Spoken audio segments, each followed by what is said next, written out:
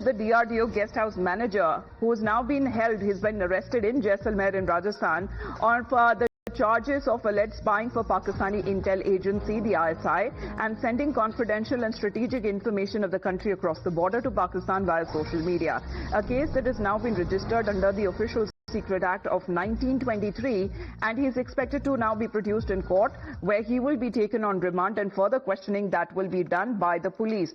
Now, this is a suspected Pakistani spy who is said to be employed at the DRDO guest house, has now been arrested for allegedly leaking sensitive defense information as far as when it comes to investigation that has revealed contact with the Pakistani intelligence. Lakhvir हमारे साथ phone line पे जुड़ रहे हैं। लखवीर, अभी तक क्या पता चल पाया? अगर डीआरडीओ की बात की जाए तो फिर वहां पे ये काफी संवेदनशील मामला हो जाता है। क्या कुछ ऐसा अभी सबूत मिल पाया है कि ये पता लगे कि महेंद्र प्रताप जो बताया जा रहा है, जिसमें अक्यूज्ड है, उन्हें गिरफ्तार कर लिया गया है?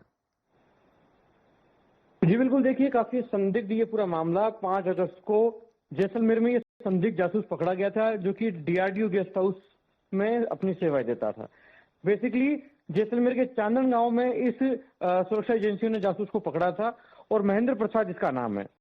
उस पर पाकिस्तान के लिए जासूसी करने के गंभीर आरोप लगे थे। गेस्ट हाउस में सैन्य परीक्षण से जुड़े अफसरों, वैज्ञानिकों जो कि वहां पर रुका करते थे, उनकी जानकारियां सीमा पार भेजने के इस पर आरोप लगाए थे। पोखरण फायरिंग रेंज जैसे संवेदनशील स्थानों की जानकारी भी इस महेंद्र प्रसाद ने लीक की थी। इस प्रकार की बातें आई क्योंकि मोबाइल और चैट्स के जरिए इस महेंद्र प्रसाद ने जासूसी की और अहम जो सबूत थे वो पाकिस्तान भेजे थे।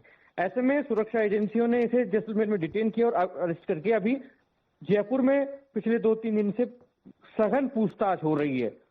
जल्द ही कोर्ट में इसे पेश भी किया जाएगा। उसके बाद आगे क्या कुछ कार्रवाई की जाएगी वो न्यायालय के द्वारा स्पष्ट किया जाएगा। लेकिन अभी सघन जो पूछताछ है वो तमाम एजेंसियां मिलकर महेंद्र प्रसाद से कर रही हैं कि क्या क्या इन्होंने जो महत्वपूर्ण जानकारियां थी वो पाकिस्तान को लीक की, ये इनके जो हैंडलर थे पाकिस्तान से वो कौन थे, किसके संपर्क में आए जी, किन्होंने इसको जैसलमेर में डेप्यूट किया और कैसी महत्वपूर्ण जानकारियां थी। तो क्या वो रोल प्ले कर रहे थे? अगर वो एम्प्लॉयड थे डीआरडीओ के गेस्ट हाउस में, लखवीर, क्या वो ऐसे पोजीशन या पोस्ट पर थे जहां उन्हें सेंसिटिव इंफॉर्मेशन या स्ट्रेटेजिक इंफॉर्मेशन उनके हाथ लग सकती थी?